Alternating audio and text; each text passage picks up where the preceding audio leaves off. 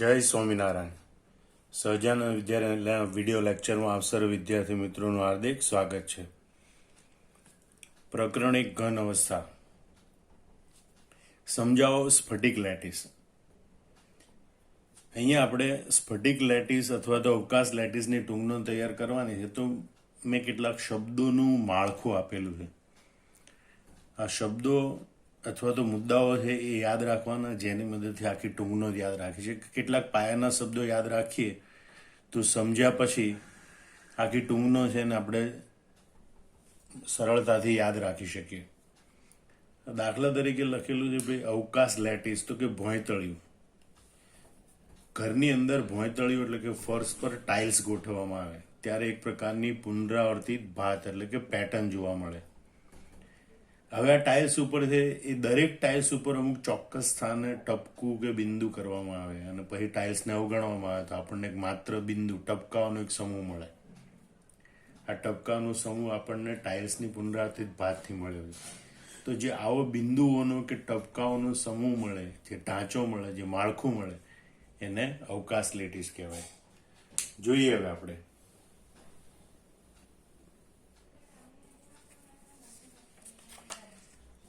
જ્યારે ભોંયતળિયા પર ટાઇલ્સ લગાડવામાં આવે ત્યારે એક પ્રકારની પુનરાવર્તિત ભાત જોવા મળે છે.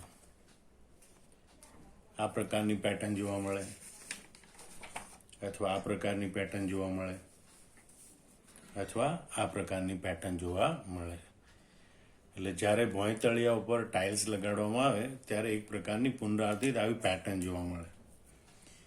હવે એમાં જો દરેક ટાઇલ્સ ઉપર અમુક નિશ્ચિત સ્થાને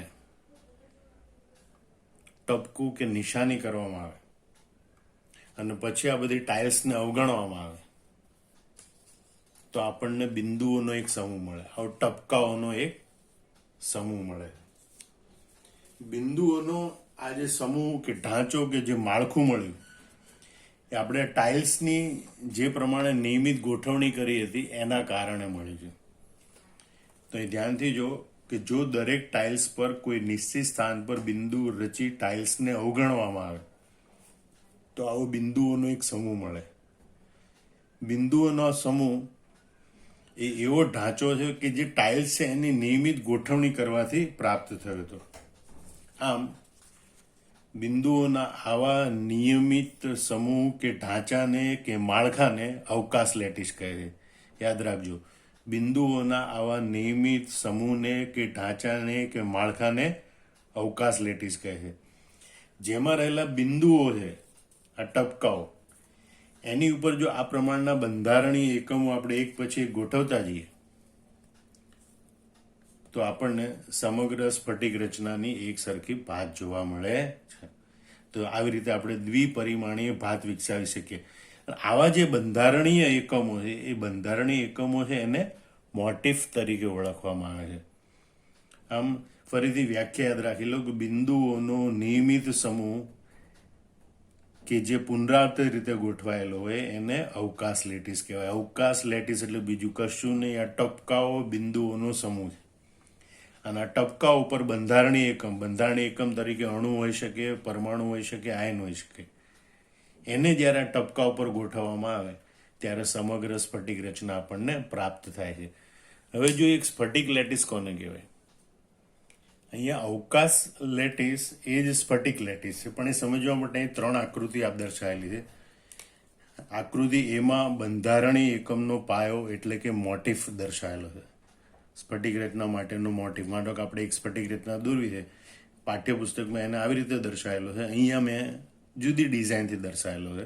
આ બંધારણીય એકમ છે. આ બંધારણીય એકમ અણુ, પરમાણુ કે આયન હોઈ શકે. એટલે અહીંયા આકૃતિ એ છે એમાં બંધારણીય એકમનો પાયો એટલે કે મોટિફ દર્શાવેલો છે. આકૃતિ એનું વર્ણન આવડે કે આકૃતિ બીમાં બિંદુઓની ભાત, ટપકાઓની પેટર્ન દર્શાવેલી છે જેને અવકાશ લેટિસ કહેવાય.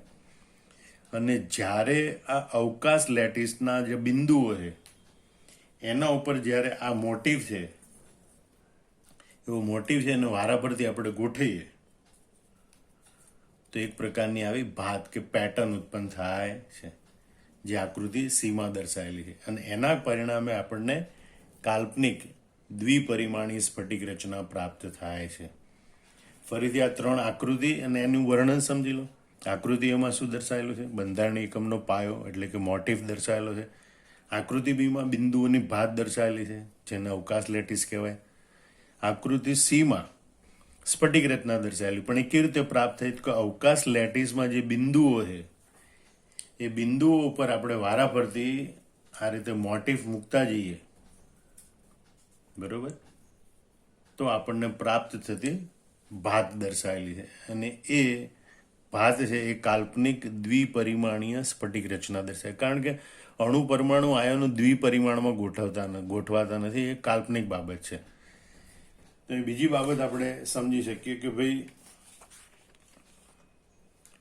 આ જે અવકાશ લેટિસ છે, આ ટપકાઓની ભાત છે, એને જે સ્ફટિક લેટિસ કહેવાય છે. ફરીથી સમજી લો, અવકાશ લેટિસ એટલે કે બિંદુઓની ભાત છે, અને એ જે બિંદુઓ છે એ મોટિફનું સ્થાન દર્શાવતા બિંદુઓની ભાત છે.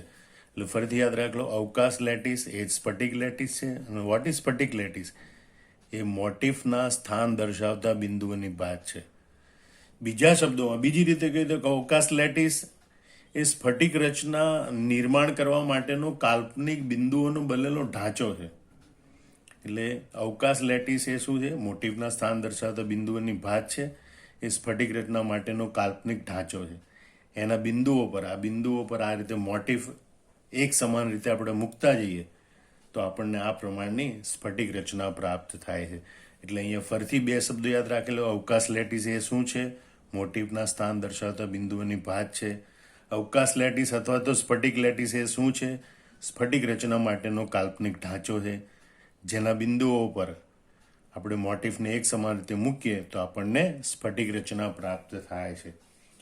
અહીંયા આપણે જોઈએ કે ભાઈ લેટિસ બિંદુઓ છે શું આપણે હમણાં દર્શાવેલા એ જ રીતે ગોઠવી શકાય? તો લેટિસ બિંદુઓ છે એની વિવિધ અનેક પ્રકારે ગોઠવણી કરી શકાય, અને એટલે આપણને વિવિધ પ્રકારની અવકાશ લેટિસ રચનાઓ પ્રાપ્ત થઈ શકે. અહીંયા નીચે આકૃતિમાં 2 જુદી જુદી લેટિસ રચનાઓ આપેલી છે. અહીંયા ક્રમશઃ એક પછી એક ટપકાઓ છે, અને એક ટપકાની ઉપર જ બીજું ટપકું છે. અહીંયા ક્રમશઃ એક પછી એક ટપકાઓની 2 હરોળની વચ્ચે પણ ટપકાઓની હરોળ આવેલી છે. તો બીજા પ્રકારની સ્ફટિક રચના છે. આમ લેટિસ બિંદુઓ છે એ વિવિધ પ્રકારે ગોઠવણી દર્શાવે, એના કારણે આપણને વિવિધ પ્રકારની અવકાશ લેટિસ રચનાઓ પ્રાપ્ત થઈ શકે. અહીંયા તો આપણે 2 જ દર્શાવે છે, આના કરતાં પણ વધારે પ્રકારની જુદી જુદી સ્ફટિક રચનાઓ એટલે કે લેટિસ રચનાઓ પ્રાપ્ત થઈ શકે છે. આપણે દ્વિપરિમાણમાં સ્ફટિક રચના કેવી રીતે ઉદ્ભવે એની વાત કરીએ. હવે આપણે ત્રિપરિમાણમાં સ્ફટિકમય ઘન પદાર્થ હોય તો ત્રિપરિમાણમાં હોય, તો ત્રિપરિમાણમાં અવકાશ લેટિસ કોને કહેવાય? તો સ્ફટિકમય ઘન પદાર્થના કિસ્સામાં અવકાશ લેટિસ એટલે કે બિંદુઓની ભાત, બિંદુઓની પેટર્ન એ ત્રિપરિમાણીય ગોઠવણી દર્શાવતી હોય છે. આગળ પાછળ ઉપર નીચે આજુબાજુ ત્રણેય દિશામાં બિંદુઓ ફેલાયેલા હોય છે. અને પછી એ બિંદુઓ પર દાખલા તરીકે આપણે જોયું કે આ રીતે બિંદુઓની ગોઠવણી હોઈ શકે, આ રીતે પણ બિંદુઓની ગોઠવણી હોઈ શકે, ત્રિપરિમાણમાં ગોઠવણી હોઈ શકે, ઘન પદાર્થમાં આ રીતે પણ ગોઠવણી હોઈ શકે. તો એ જોઈએ કે ભાઈ સ્ફટિકમય ઘન પદાર્થના કિસ્સામાં અવકાશ લેટિસ એટલે કે બિંદુઓની પેટર્ન છે એની ત્રિપરિમાણીય ગોઠવણી હોય છે. અને પછી જે બંધારણીય મોટિફ છે એટલે કે પાયાનો નાનામાં નાનો એકમ છે એને આ લેટિસ બિંદુ ઉપર દર્શાવતા જઈએ, ત્યાં ગોઠવતા જઈએ તો આપણને આ સમગ્ર સ્ફટિક રચના પ્રાપ્ત થાય છે. હવે આ સ્ફટિક રચનાની ખાસિયત રાખો કે સ્ફટિકમાં પુનરાવર્તન પામતી મોટિફની રચના અને અવકાશી દિક વિન્યાસ સમાન હોય છે. એટલે પુનરાવર્તન મોટિફ જે દિશામાં ગોઠવાયેલા હોય અથવા તો જે ખૂણે ગોઠવાયેલા હોય એ જ ખૂણે અવકાશી દિક વિન્યાસ એટલે કે બિંદુઓ પણ એ જ રીતે એ જ ખૂણા ઉપર ગોઠવાયેલા હોય છે. એટલે સ્ફટિકમાં હવે ઘન પદાર્થની વાત કરીએ છીએ, જે ત્રિપરિમાણ રચના, તો સ્ફટિકમાં પુનરાવર્તિત મોટિફની રચના એ અવકાશી દિક અને અવકાશી દિક વિન્યાસ સમાન હોય છે. હા, એક બહુ મહત્વની બાબત કીધી કે સપાટી સિવાય સમગ્ર સ્ફટિકમાં પ્રત્યેક મોટિફનું પર્યાવરણ એક સમાન હોય છે. અંદરની બાજુના જે મોટિફ હોય એની બધી બાજુ એક સરખા મોટિફ ગોઠવાયેલા હોય, પણ જે સપાટી પર મોટિફ હોય તો એની આજુબાજુ સ્ફટિક છે અંદરની બાજુ મોટિફ છે, પણ ઉપર નીચે કે ડાબી બાજુ છે ત્યાં મોટિફ જોવા મળતો નથી. એટલે જે સપાટી ઉપરના મોટિફ હોય એ થોડા અલગ હોય. સપાટી સિવાયના બાકીના જે બધા મોટિફ હોય એની આજુબાજુનું પર્યાવરણ એટલે કે આજુબાજુ ગોઠવાયેલા મોટિફ એ એક સરખા હોય છે. આમ આટલું ફરતી યાદ રાખેલું. સ્ફટિકમય ઘન પદાર્થના કિસ્સામાં અવકાશ લેટિસમાં બિંદુઓની આવી ત્રિપરિમાણીય ગોઠવણી હોય છે. મોટિફને આ લેટિસ બિંદુઓ સાથે સાંકળવામાં આવે એટલે આપણને સમગ્ર સ્ફટિક રચના પ્રાપ્ત થાય છે. મોટિફની પુનરાવર્તિત રચના અને અવકાશી દિક્વિન્યાસ સમાન હોય છે, અને સપાટીને બાદ કરતા સમગ્ર સ્ફટિકમાં પ્રત્યેક મોટિફ છે એનું પર્યાવરણ એક સમાન હોય છે. હવે આપણે સ્ફટિક લેટિસની લાક્ષણિકતાઓ જોઈએ.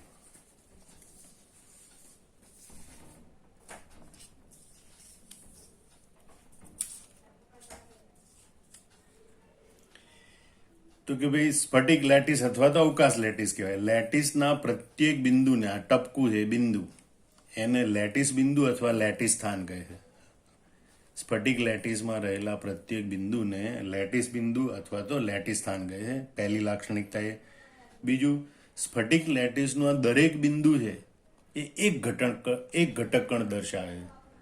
સ્ફટિક લેટિસનું આ પ્રત્યેક બિંદુ એ એક ઘટક કણ દર્શાવે. એક ઘટક કણ તરીકે અણુ, પરમાણુ કે આયન હોય છે, કે અહીંયા બધા અણુ ગોઠવાયેલા હોય, આયનો ગોઠવાયેલા હોય કે પરમાણુ પણ ગોઠવાયેલા.